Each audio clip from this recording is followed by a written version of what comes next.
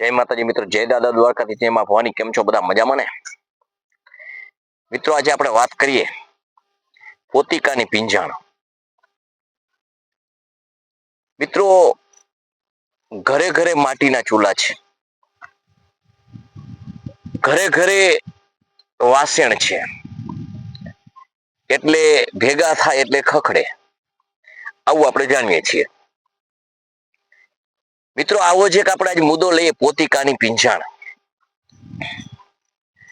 પોતિકા એટલે તમારા અંગત, તમારો પરિવાર થી માંડીને તમારું કુટુંબ,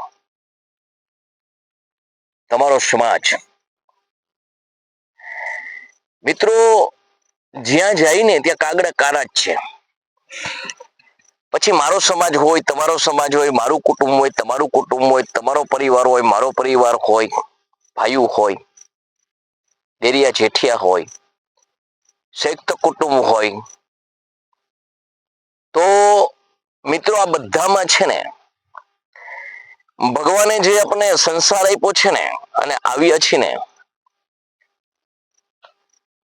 તો આવી અનેક સમસ્યા આવવાની છે, આપણે સામે આવવાની છે, આપણે જ ઉકેલવાની છે, અને આપણે જેમાંથી બહાર નીકળવાનું છે. કોઈ કાઢવા આવવાનું નથી. કાઢવા આવશે તોય એ વ્યક્તિ પોતાનો ફાયદો જોશે, પોતાનો નફો જોશે, અને પોતાનો હાથ રાખી પોતાનો બચાવ કરી અને વાત કરશે. એટલે એમાં તમને કઈ જળતર તો નથી, પણ ખોવાનું જ આવશે. એટલે મિત્રો, આપણે આજે સરસ મજાનો એ જ મુદ્દો લીધો છે કે પોતિકાની પીંજાણ. મિત્રો, પીંજાણ ક્યારે થાય છે? પરિવાર, કુટુંબ, સમાજ, આ બધામાં જે કોઈ પણ પીંજાણ એટલે કોઈ ઝઘડા, નાના મોટા, મીઠા ઝઘડા, થોડા કડવા ઝઘડા, આ બધું સમસ્યા સર્જાય છે ક્યારે? તો મિત્રો, પેલી એ જ કે સત્ય કહેવાનો અભાવ છે, સત્ય સાંભળવાની તૈયારી નથી, અને સત્ય સૌને કેવું છે તો સત્ય સ્વીકારવાની પણ તૈયારી નથી. માણસને પોતાને તકલીફ હોય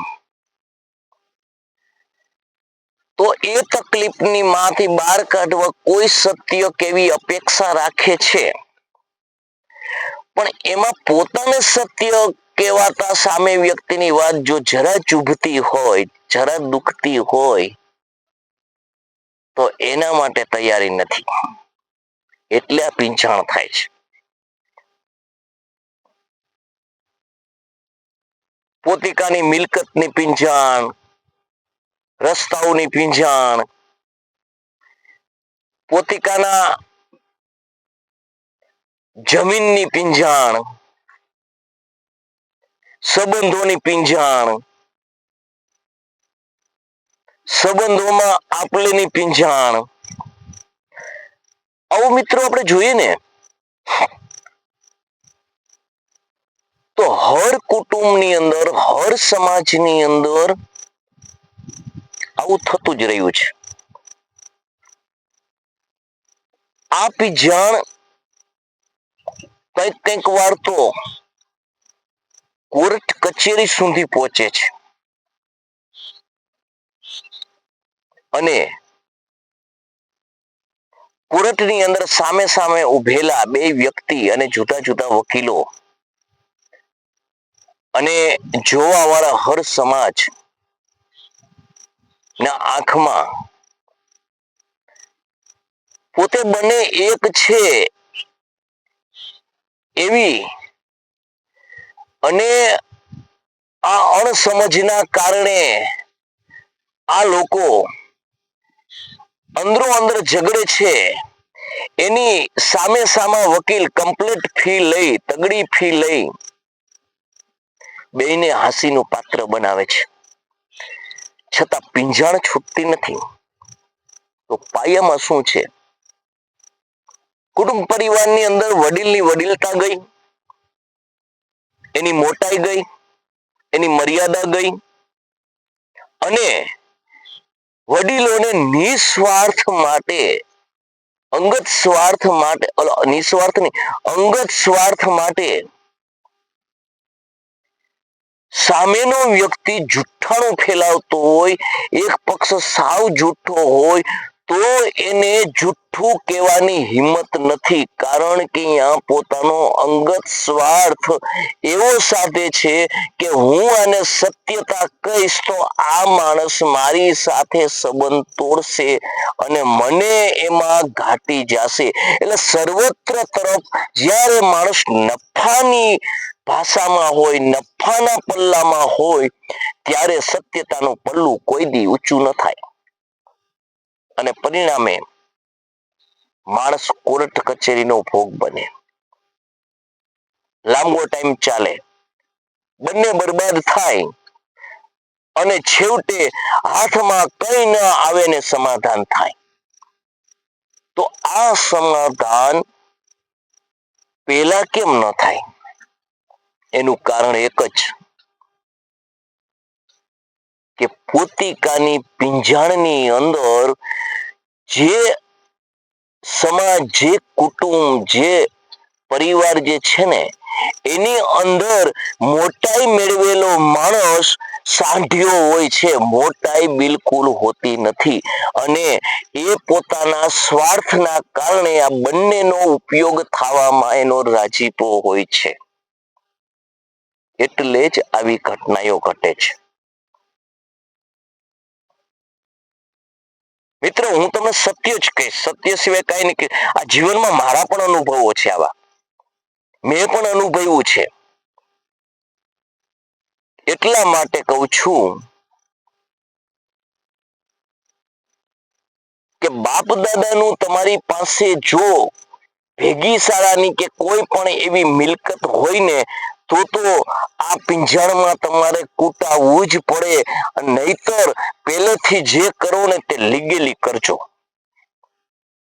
સગો ભાઈ હોય ને તો એ સમસ્યા ન સર્જાય ને, બેયના સંબંધ તમારે સાચવવા હોય ને, આ પરિવારની પિંજાણમાં તમારી પેઢીને ન નાખવી હોય ને તો બધું લીગેલી કરજો.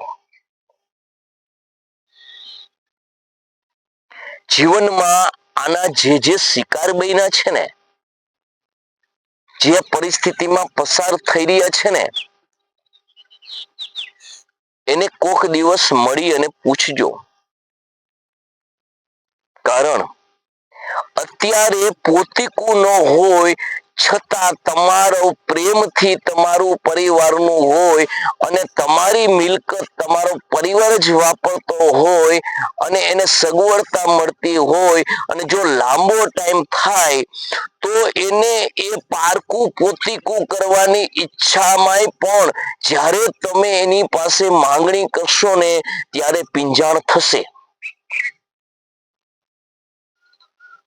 એટલે એવું ન સમજતા કે આપણો પરિવાર છે, આપણું કુટુંબ છે, આપણો સમાજ છે, આજ તકલીફમાં છે તો હું મારું આ પડ્યું છે તો આપું, એમાં કશો વાંધો નહીં, એકનું બે નથી થવાનું, પણ તમારું છે ટળી જવાનું છે એ ફાઇનલ છે. જ્યારે તમે માગશો ત્યારે એ તમારા સંબંધ ખાટા થવાના છે અને તમારે પારિવારિક પિંજાણ ચોક્કસ થશે. માટે મિત્રો, જીવનની અંદર આ પોતિકાની જે પિંજાણ છે ને એ આપણે આદિ અનાદિથી હાલી આવે છે. આપણે જાણીએ છીએ, મોટું ઉદાહરણ તમને મહાભારતનું દઉં તો જે પાંડુ રાજાનું હતું એ જ્યારે આપણે કહીએ છીએ કે એના મૃત્યુ પછી જે એના પરિવાર નાનો હોય અને એના ધૃતરાષ્ટ્રને જે ખાલી સંભાળવા આપે છે અને તમે જાણો છો કે એની પેઢી પોતીકું કરી લેવા માટે કેવડી મોટી પિંજાણ થાય છે. એટલે મિત્રો, જીવનની અંદર પિંજાણ પોતિકામાં જ થાય. ન તમે એની સામે કાયદેસર લડી શકો, ન તમે જતું કરી શકો. એટલે મારો કહેવાનો અર્થ એ જ છે તમને કે મારવાનું છે તમારે અને રોવાનું છે તમારે, તો જે વ્યવસ્થિત માણસ હોય, સંસ્કારી માણસ હોય, સુપાત્ર માણસ હોય, એ બંને બાજુથી આમાં પીસાતો હોય. સરોપે ચચ્ચુદર ગયરા જેવી વાત હોય, મૂકી દે તો આંધળો થાય અને ગરી જાય તો મરી જાય. એટલે મિત્રો, પોતિકાની પીંજાણની અંદર કંઈક પીસાઈ ગયા, કંઈક દરાઈ ગયા, કંઈક લોટ થઈ ગયા, કંઈકના સંતાન સંપત્તિ મિલકત હોવા છતાં મિલકત વગરના મૂલી થઈ ગયા. તો મારે કહેવાનો તાત્પર્ય એક જ છે કે એમાં પોતિકામાં જે પરિવારમાં કુટુંબમાં જે વડીલ હોય ને, એ તમારી વડીલતા છે ને એ સાર્થક કરજો. સત્ય કેતા તમે સમજજો, તમારી ફરજમાં આવે ને કરજો.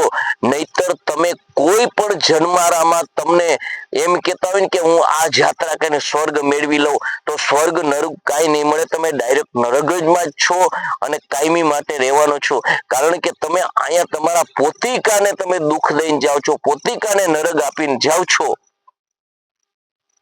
તો તમને સ્વર્ગની આશા ક્યાંથી રાખી શકો?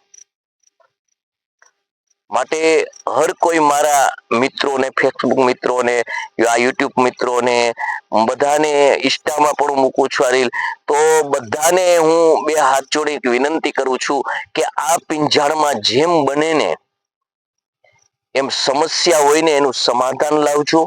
અથવા તમે આવી પિંજાણમાં જો સર્જાણી ન હોય તો પડતા નહીં, ભાગીદારી કરતા નહીં. એટલા માટે જ મેં આ વિડીયો તમારી સમક્ષ બનાવી અને મૂક્યો છે. મિત્રો, આપણે યુટ્યુબ ચેનલમાં વિગત પૂરેપૂરી જ આપી છે અને હું યુટ્યુબ ચેનલ, ફેસબુક આ બધાનો આભાર માનું છું. તો મારો આ વિડીયો તમને કેવો લાગ્યો, તમારા મંતવ્ય કોમેન્ટ દ્વારા જણાવજો. લાઈક કરજો, શેર કરજો, સબસ્ક્રાઇબ કરજો અને ખૂબ ખૂબ ભાવ અને પ્રેમ રાખજો. બધા સમાજને, બધા પરિવારને મારા જય માતાજી, જય દાદા દ્વારકાધીશ, જય માં ભવાની.